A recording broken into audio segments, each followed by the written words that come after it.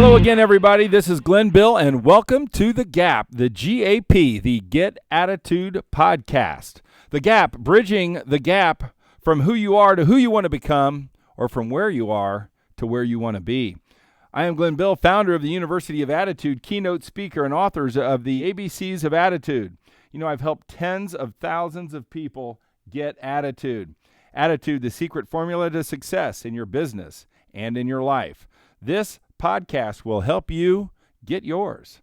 So let's get some. We're here with the one and only Tracy Hutton. But before I introduce you to our fantastic guest, who I know you're going to learn a lot of things from, I want to just make sure that we go through what this month's broadcast is about. And it's about attitude booster number 1, called Being Nice. We want you to be nice to us. And please subscribe, rate, and review our podcast on iTunes. And I know that Tracy hopefully will, and all the people that Tracy knows will be listening to it. Boy, be nice. Be nice. I wonder how many of you are listening to this today. Have you been nice today? Have you given a compliment today? I always love to judge being nice on the number of compliments you give a person in a day.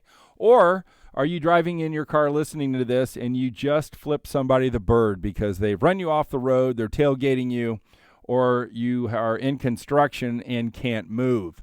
Well, the lesson about being nice, we have found, is really one of the number one equity makers in a person's life.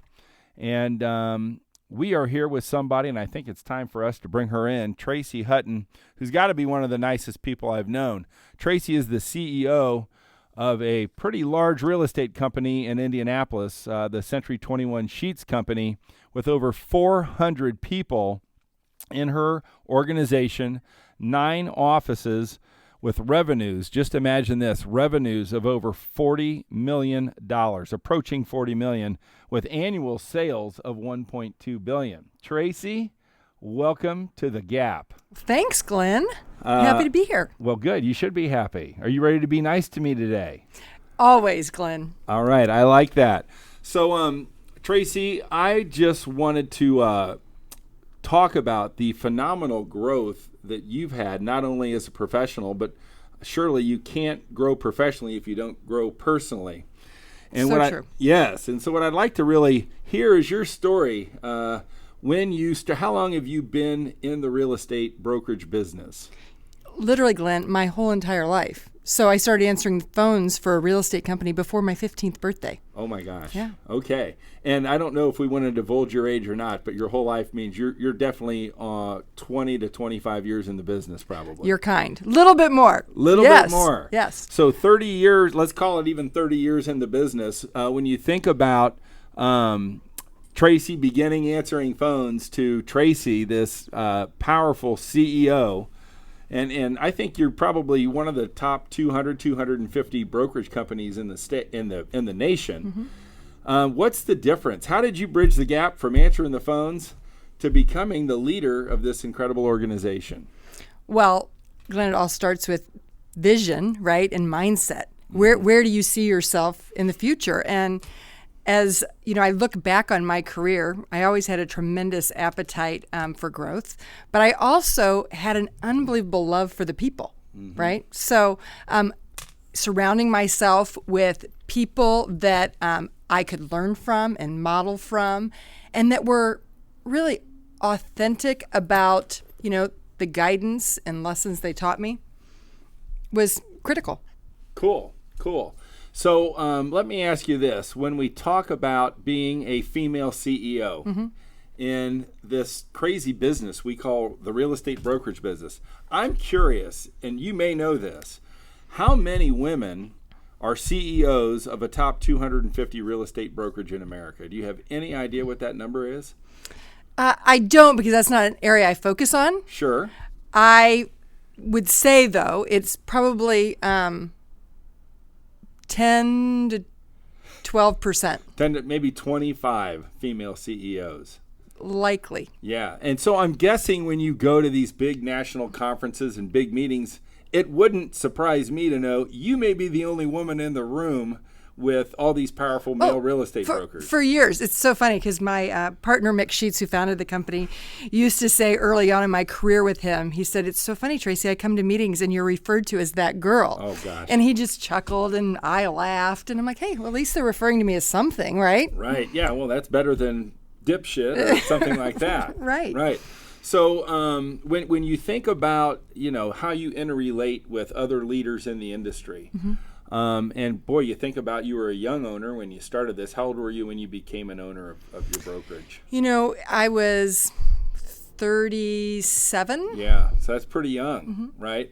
So you're with mostly males, probably people twice your age. I'm guessing you had to figure out how to be really nice. Talk to me about the challenges you had relating to possibly different gender and or different age levels and different experience levels of other leaders in the industry. I always, and I still do this today, I always believe that I approach every relationship with great curiosity, right? So no matter whether male or female or a lot older than me or a lot younger than me, I know that there's always something I can learn from the relationship. So, and I also knew and still know that that I can never have people, or what, sometimes probably people do, that whole, quote, mistake someone being nice for, being weak. Ah, right. And I've met so many wonderful people, and I would totally put them in the strong category. Right. Right? But they weren't nice? No, they were nice. Yeah. So I think, but a lot of people will say, I have to be, if I'm nice, I won't be taken seriously. Or if I'm nice, it will show weakness. And I completely disagree with that. Sure. I would agree. I think you're right. And I think a lot of people have misplaced perceptions. Well, I think especially women, right? Right. Women in leadership roles often feel like they need to make a statement and they need to be, if they even exert any type of aura of being nice, it will diminish their strength as a leader, which I disagree with. Now, I know you have extensive self-improvement and curiosity. Talk to me about some of the women that you've met or that you've heard speak that have had a real profound impact on you, and what were some of the lessons that you've garnered and tried to internalize as you're leading your sales force?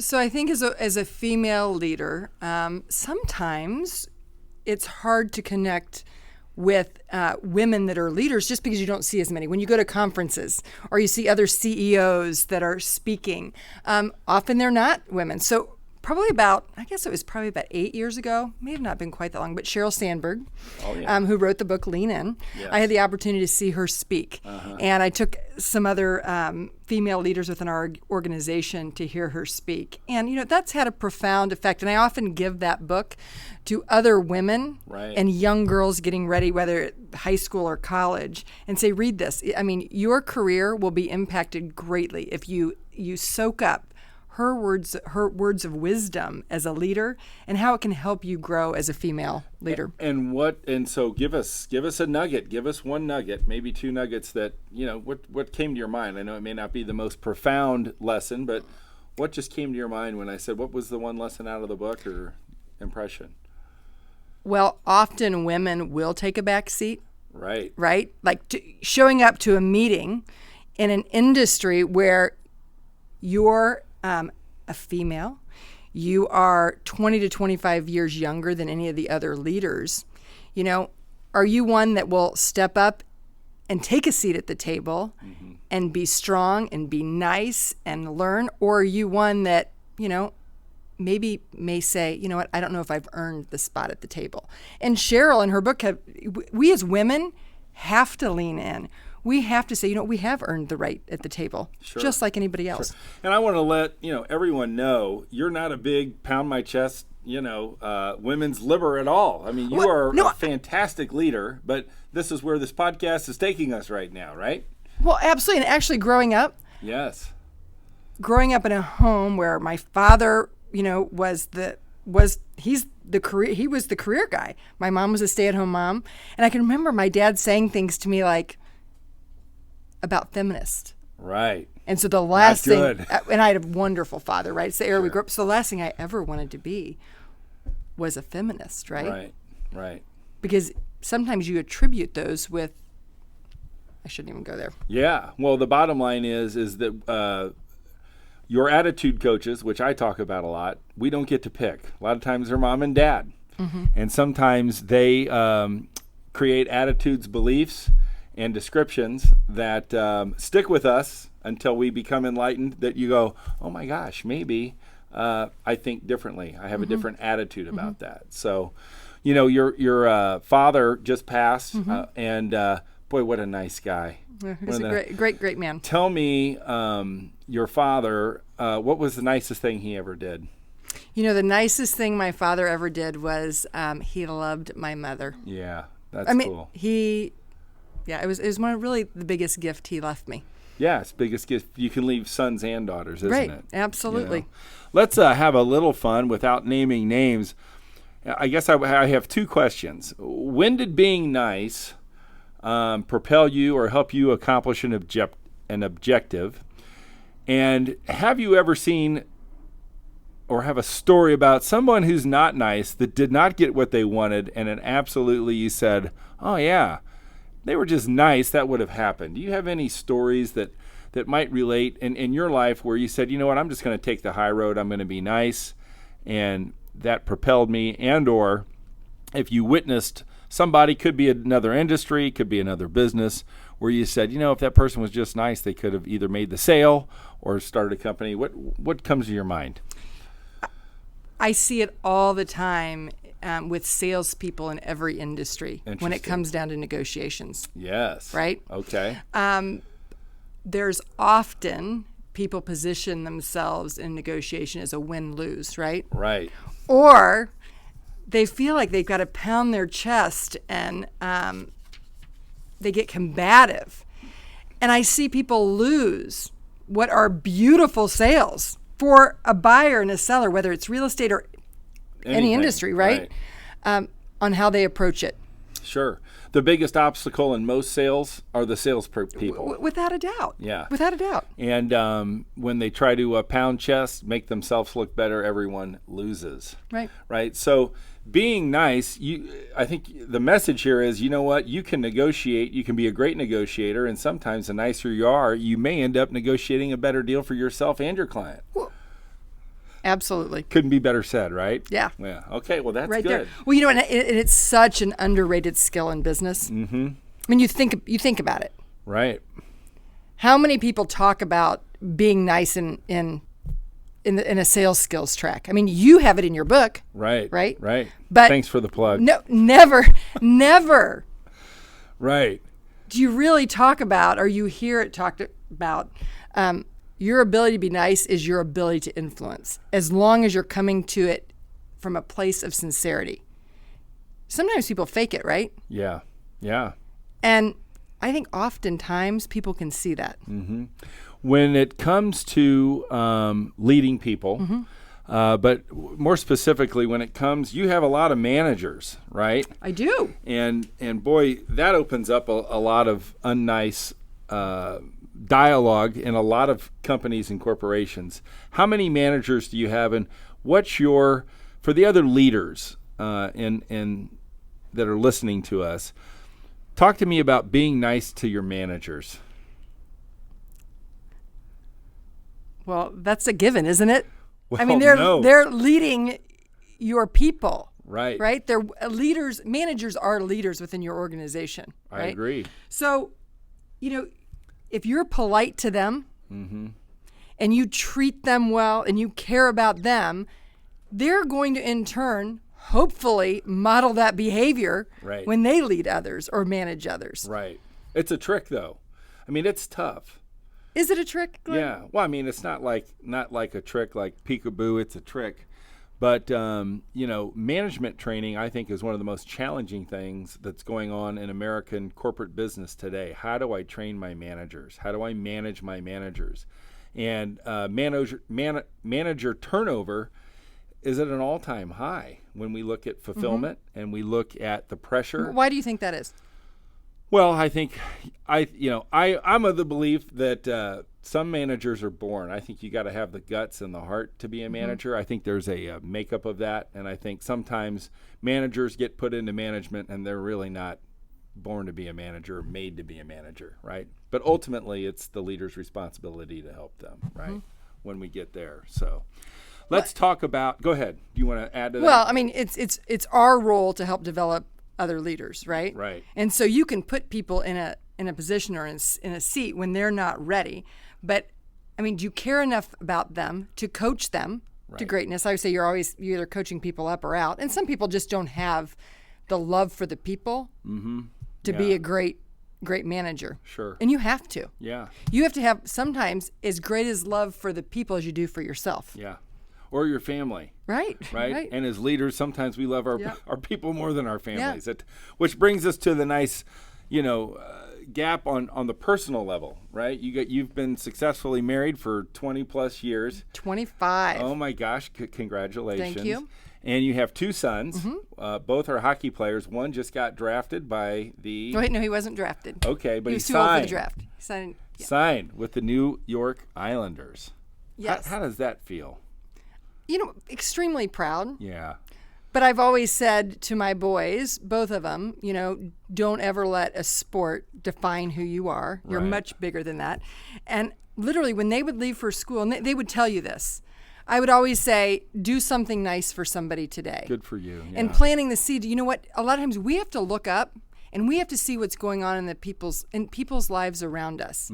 Because often it's not what it appears to be. Right. So keeping your eyes wide open to others, hopefully, makes you less self-absorbed. I wonder when he goes to the Islanders if they're going to have a big course on how to be nice on the ice. Probably not. Matter of fact, so on the ice, you'll hear me say, be tough out there. Right. Don't let them push you around. Yeah, you cannot be nice at that level.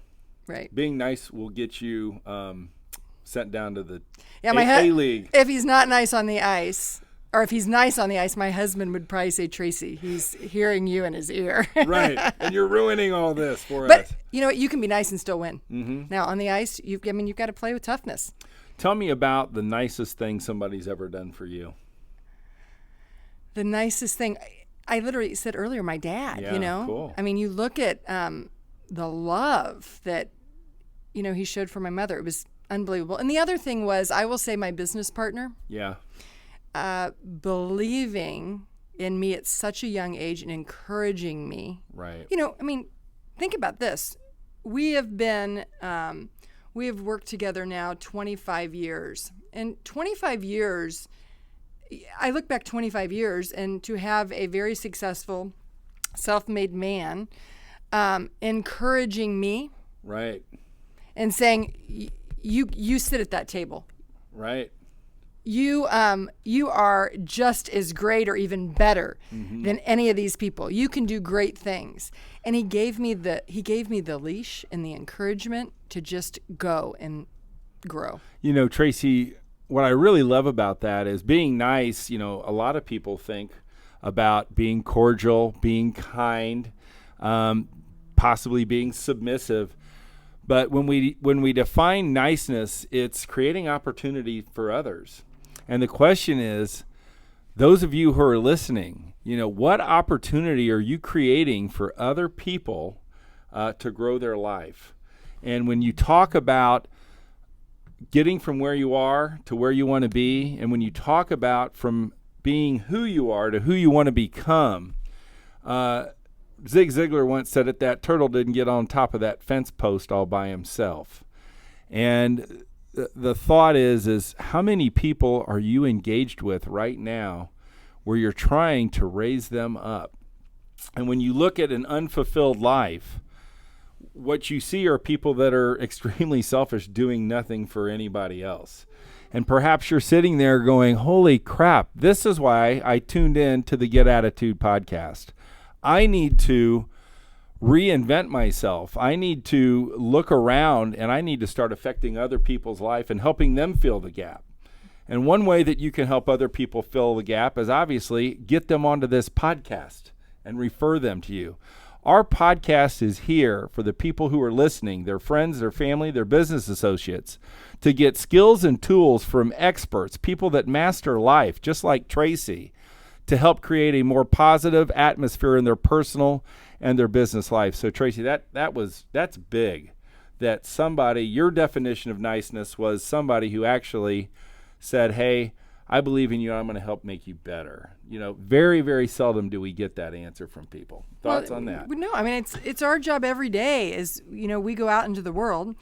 And even before we even leave our homes, right? Right. How do we help others elevate? Mm-hmm. Sure. Right? And, if you don't have someone in your life that you are helping, what's the purpose? Right. Well, you don't feel a purpose. You feel depressed. Right. And unfulfilled. Now, we have a lot of real estate people who follow us, and I'm sure we got plenty of real estate people out there that could use a little advice from somebody that's been around the industry that has 400 different agents.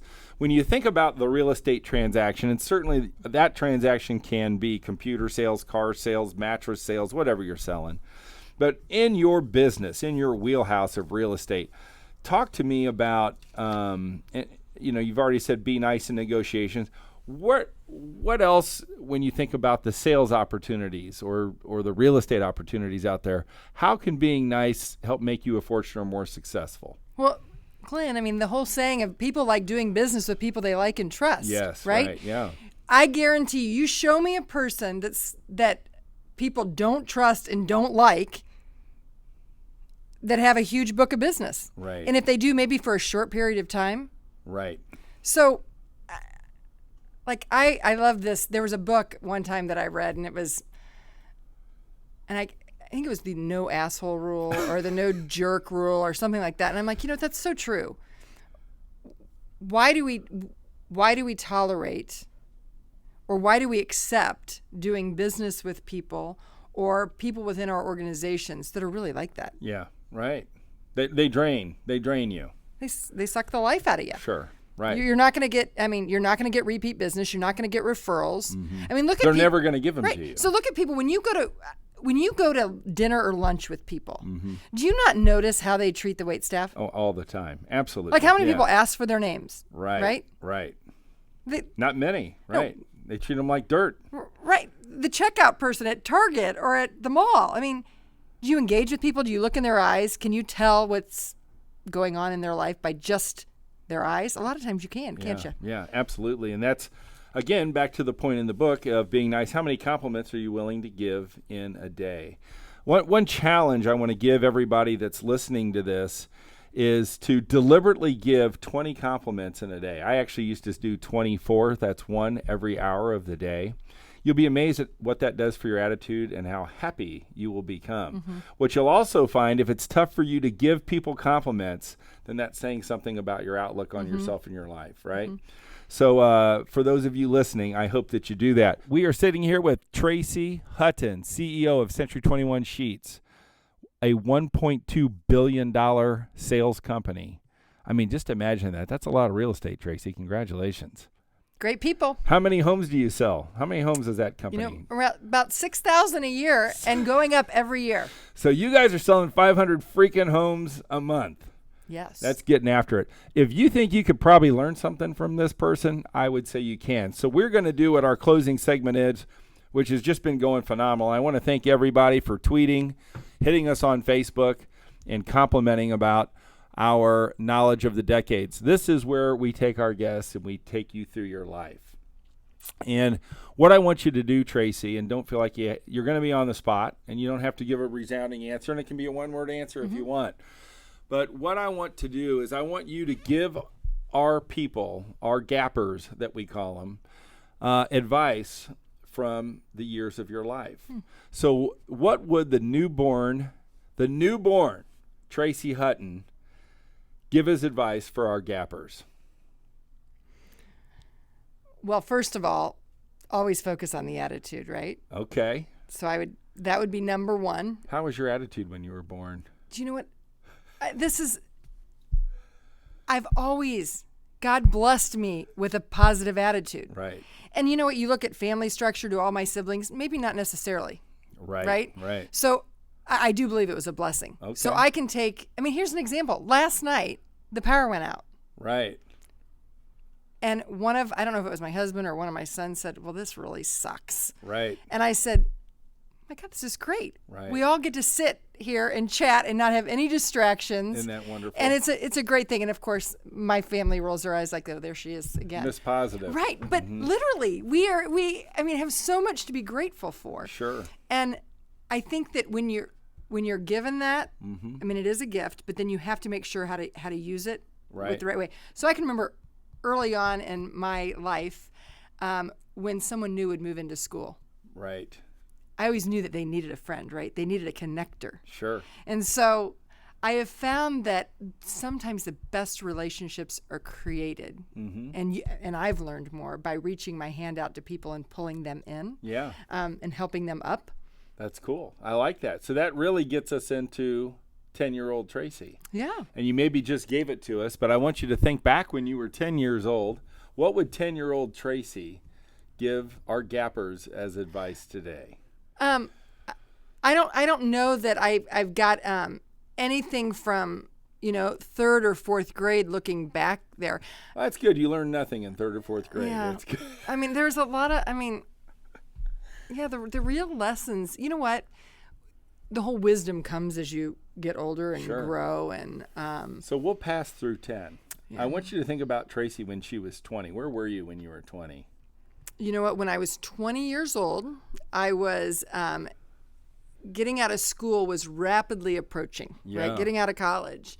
And I had a lot of friends that were graduating and waiting tables, trying to find jobs, and, taking a leap of faith in yourself and trying new things and not being fearful, and also seeking independence. Right? Right. So at 20 years old, having the mindset of, I want to be self-sufficient. I want to be independent. And especially a lot of times millennials or young adults, and I don't care if you're a millennial or if it was me when I was 20. Right. The security of being able to fall back on your parents. Yeah. Right? Right. Is not always a great thing for us. I think there's a lot of parents out there in that right now, right? I was with a couple, and I said, no, I want my kids to suffer. And they went, boy, there's not many people like you anymore. As parents, being nice to your children at 20 might look much different. The nicest things you can do for your kids right now is saying, you know what, you've got to go fly. Right. Spread those wings, because it says, I believe in you that you can do this. Amen. But when we are so nice to our children and say, you know what, let me get you that brand new car. Let me get you all that. I always tell Why don't you just live with us for another year and a half until you figure it out? It's the hard knocks. I can remember scraping money together when my husband and I first got married, and I can remember bringing a shopping bag home. Right. And he looked at me and goes, we have a mortgage payment due, and you're out shopping. Right. And we scrambled to pull that. I mean, we were not going to go to our parents. So what I want you now to talk to us about is 30 years old. Who was Tracy at 30? And for those people that are 30, that are looking for attitude, that are looking to bridge the gap, what's your advice as a 30-year-old Tracy Hutton? What were the lessons you learned at 30? So at 30 years old, I had 2 small children. Ooh. Yep. And I had people telling me that it's hard to do it all. It's hard to balance. It's hard to be a good wife. It's hard to be a good mother, grow this career. Even my dad was like, Tracy, is traveling all this, is this really good for you? Is it good for your family? Is it good for your, kids? And, I'm so glad I didn't look back. Yeah. I figured out a way to make it work. And I feel like hopefully it's shaped my boys in a way that will make them better spouses. Sure. Better leaders or managers of women. Right. If they understand, all the balancing that has to go on. So 30 is don't listen to the assholes telling you that you can't do it all. Absolutely. Yeah. And you know what? Don't make people feel. I can remember after my second son was born. I did not want to miss a manager's meeting. Right. And so had a C-section. 3 weeks later, I was in the seat at the table at a manager's meeting. Because, you have fear as a young woman, right? Sure. And so now I love to talk. I just sat down with one of my managers and I said, tell me, let's talk about your future and what's happening. And she said to me, you know what, I'm really anxious and nervous. I, want to be able to get married and start a family, but I'm fearful, like if I take a maternity leave, what will happen? What if people leave me? Oh, yeah. And I said, if people really follow your leadership and believe in you, they will help support you through that transition. Right. And I feel like I am a better leader to young women because I went through it, and I don't want them to not take 6 weeks off of that precious time they have with their new child and feel like pressure to come back because someone's going to boot them out of the way in a 6-week period or an 8-week period or whatever that period is. Yeah, that's great advice for those folks who are listening. And what you said is, I think, women are told directly or indirectly how they should think, how they should feel, and what they should do. And I think it still exists. Oh, without a doubt. Yeah. I mean, here I've got a young leader in my company that is worried about that versus, no, use it. I mean, use that to like empower you that, you can do it. And you know what? You can also expect that the people that love you in your life and care about you in your life, whether that's your coworkers, your peers, the people that depend on you for leadership, that they're going to support you too through this because you never know. I mean, they never know when they're going to need that support back from you. Right. Oh, no doubt.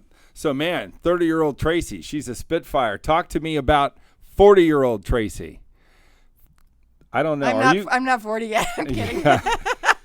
And I don't know that I can ask you 5-0. Are you 5-0? No, I'm not. So you don't get to answer 5-0. I don't get So to this answer. is your last answer. And boy, would I love to hear 50-year-old Tracy, but maybe we'll have you back, or we'll do a Facebook Live so people can hear the decade of knowledge that you've gained from 40 to 50. But I want you to backpedal 10 years and think about where were you at 40 and what did you learn and what is the experience, the knowledge, the tool, the whatever that you can give our gappers coming from 40-year-old Tracy. Well, there's a lot of people out there, right, that give advice. Yes. And you read and you dive in and you listen to people. And I think really the best thing about my 40s is really tying into my emotional intelligence. Right. Right. Great. And as a woman, trusting your gut, even sometimes when everyone else is telling you complete opposite. Yeah.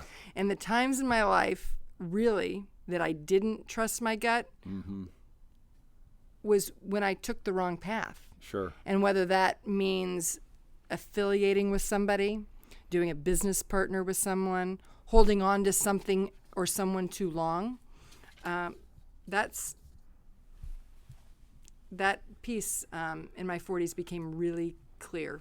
And also because I had children when I was younger. Right.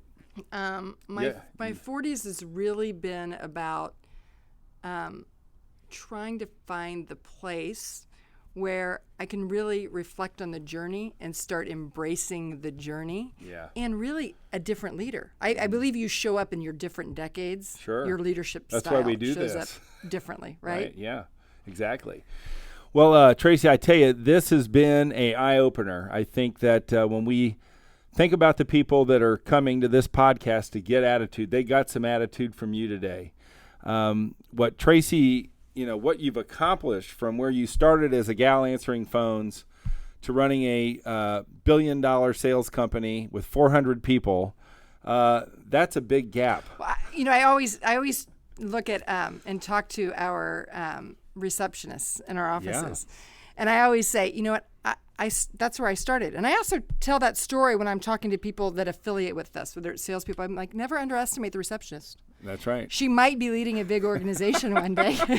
Isn't that so true? But hopefully it lifts those people up too that are in those seats. You know what? This is not your end destination. I mean, Right. Dream big. That's right.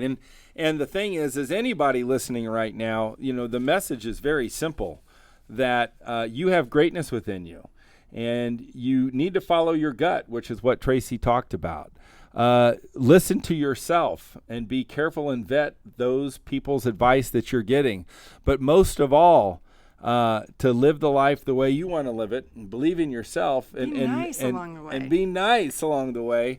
But most importantly, what I got out of this is that anybody can do anything, and don't let anybody tell you you can't. So That's right. I appreciate it. Well, I hope that this episode has boosted your attitude. If it has boosted your attitude and the great Tracy Hutton gave you some inspiration, I hope you hit her on LinkedIn and tell her what her interview meant to you. And if you got your attitude boosted, if you felt like we helped bridge the gap from where you are to where you want to be, from who you are to who do you want to become, we hope that you'll share our podcast with a friend. We hope that you'll hit us on social media at the University of Attitude and Attitude Movement. Just join us on Facebook, and we will continue to bring you information and content that will keep you positive, that will keep you empowered, and that will keep you fulfilled. This is Glenn Bill with the great Tracy Hutton, closing out this attitude of The Gap. Thanks for listening.